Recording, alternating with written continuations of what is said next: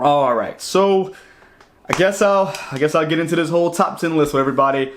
I feel like everyone's doing it, so let's see what mine looks like. I know you guys are not going to be excited about my number 1 or 2, maybe even number 3, but let's get into it. Hey, what's going on, everybody? It's Mike from sneakerhistory.com, and we are back with another video. Guys, thank you so much for joining. If you hadn't done so already, hit that subscribe button down below. And guys, this may possibly be the last video of the year. Not too sure yet. I always say that I end up making like 2, 3, 4, 5 more videos, but for all intent and purposes, let's say that this top 10 list will be the last video of 2022 for the channel so we can prepare for the next year.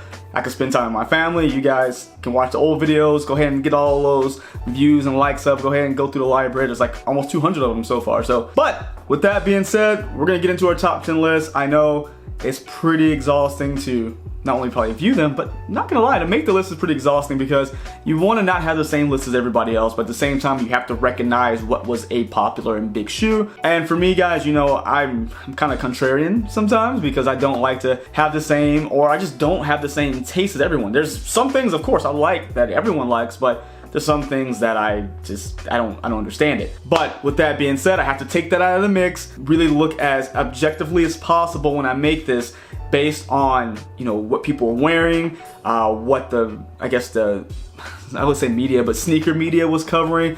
But if you do want my personal top 10 list of things I picked up that I own in this collection in this office, go to my Instagram page and there will be a reel that has my top 10 pickups. So check those out if you want to get my personal pickups, my personal top 10. But with that being said, we're gonna get right into the top 10, guys. I'm gonna be using my phone because I list them all out here. So when I list them off, give them a little explanation, throw up the picture, you guys know the drill. So coming in at number 10 was actually gonna be one shoe that, although I'm not a big fan of, when I sat back and looked, it makes perfect sense to be in this top 10, and that is gonna be the Nike Panda Dunk. And not only the low, but the high as well. You would think that, you know, something simple as a black and white dunk, you know, just kind of hang around, you know, not really get talked about. But that black and white colorway just took the world by storm. It literally has become what I've seen like the most sought after and most worn sneaker of 2022. And I have to give Nike props that they kept restocking it, because resellers were taking full advantage and charging like skyrocketed prices for a simple dunk. So Nike kept bringing them back again in high and lows and what championship color. It looked like the Supreme, I think Supreme didn't have a black and white one too. So I can applaud Nike for doing what we asked them to do and give us the shoe in abundance so that way people who want them aren't having to pay resale prices. So again, number 10 is gonna be the Nike Panda Dunk. Alrighty guys, so my number 9, it is actually going to be the PUMA MB.01 in the BU colorway.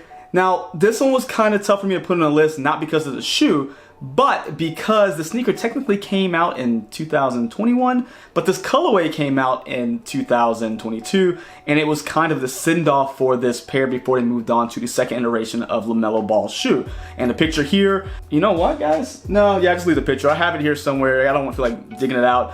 But the MB.01, I think, is a fantastic basketball shoe. That BU, what the color was great, just really just bringing in an amalgam of all the colors that were in that first series of sneakers. So really cool shoe. They're doing big things there, and I hope that they can keep on going with this second model and beyond. So my number 2 pick is gonna be the PUMA MB.01. All right, so number 8. You guys are gonna be so mad at me for number 8, but I'm okay with it because again, it still made the mix, so it should be excited, but you guys are gonna just probably roll me in the comments, but it is what it is. So my number 8 pair is gonna be the Maniére Jordan 4. It's a nice shoe. Yeah, I'm not gonna edit this out. There's a lot of I'm speechless because I like it, but I don't care for it. If they would have done something a little different, because with the Maniére series from 1, 2, 3, and 4, they use the same color palette. So I can appreciate them being consistent, but at the same time, it feels like from the the Alma Maniére 3, which is the best of the group, it kind of just got worse as it kept going on to me. Again, everyone feels differently. I know 4s are just like the new like head of the class now. They kind of surpassed Jordan 1, so anything Jordan 4 just everyone loses their mind for. But nice shoe, just didn't do anything special for me. The color, I didn't. Again, I've seen it so many times with the other shoes. I know it's that full violet ore, but still, it was not, I don't think, much of a difference from what they did before, and I feel like it's kind of hard to top what they'd already done. So with the 3 being the best, I feel like if they would have taken a little bit more risk or done something a little different, I think I would have liked the 4 more. But my number 8 is going to be the Alma Maniére 4. All right, number 7. Oh, another one you guys are going to lose your mind over it. Number 7. Lost and Found Jordan 1. There it is. You guys know what it looks like. You guys were dealt with all the nonsense. So, Lost and Found Jordan 1 made number 7 only because we're going to see in more and more Chicago 1 iterations. I feel like there's always something, and someone made a great point. Is it, they won't give us a pure Chicago 1, but they keep giving different iterations. So, before this, I think we got the Spider-Man origin story ones, and we're getting another Spider-Man Jordan 1, like, based off the Chicago color next year, and we have the Lost and Founds that we, this year. Very cool idea. Like the age look, perfect timing because the vintaging is what everyone's into now. So Nike played their hand perfectly.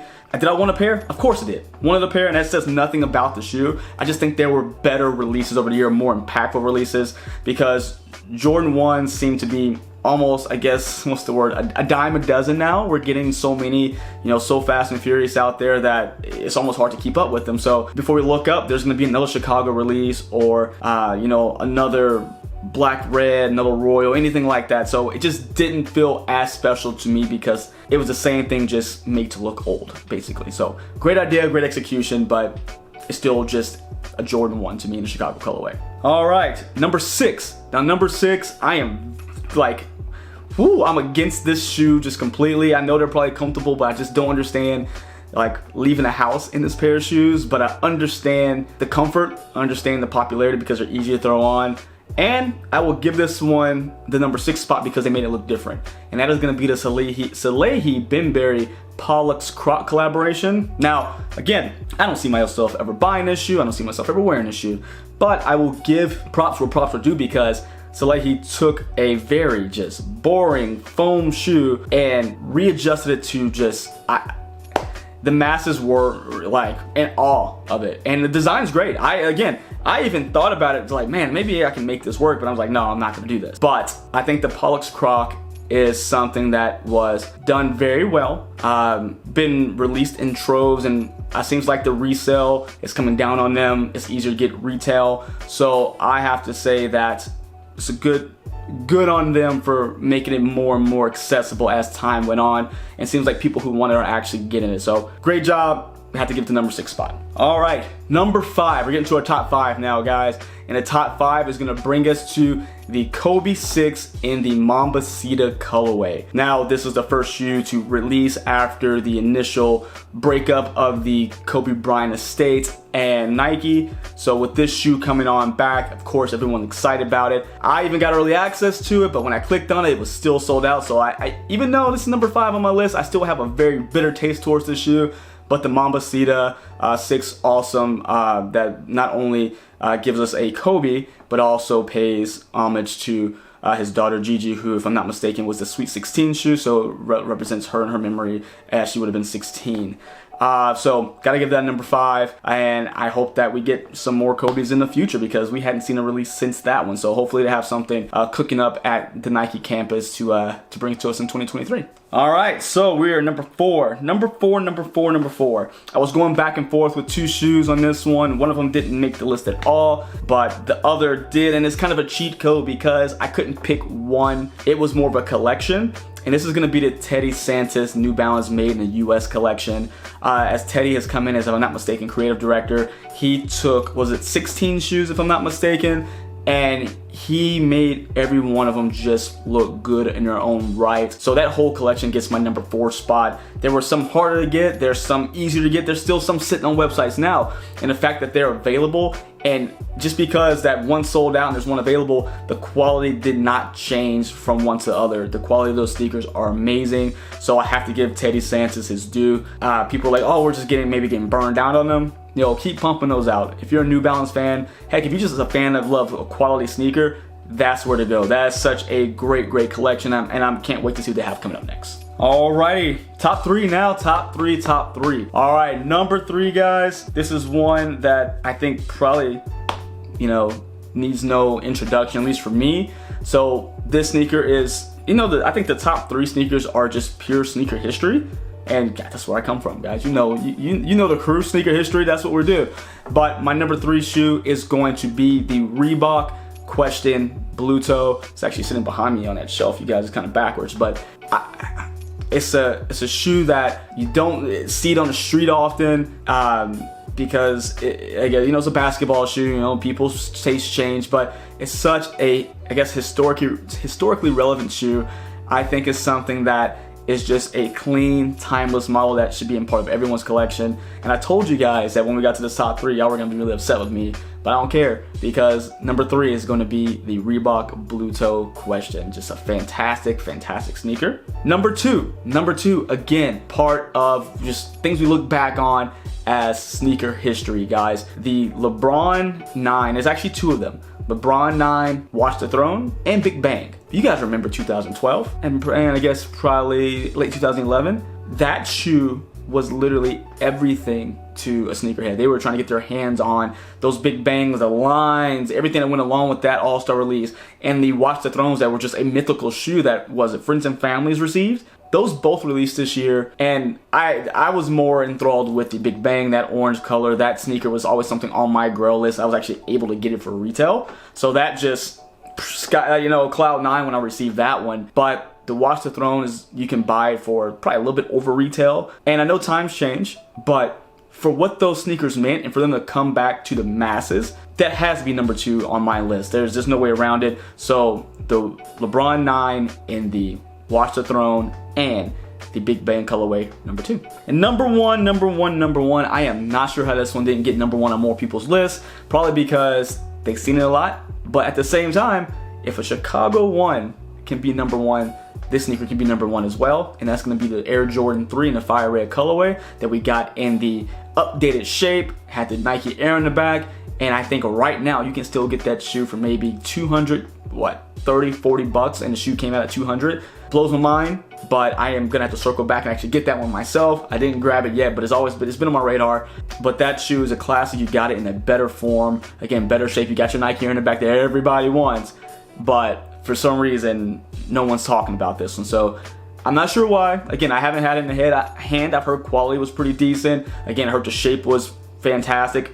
You got your traditional branding, so that's my number 1 on the list, and that's my list, guys. I told you guys that it's gonna be a little different than what we saw before, or what you've seen in other videos, I should say. But let's go back over it real quick. We'll start from bottom to top here. We have number 10, Panda Dunk. Number 9, Puma MB.01 in the BU colorway.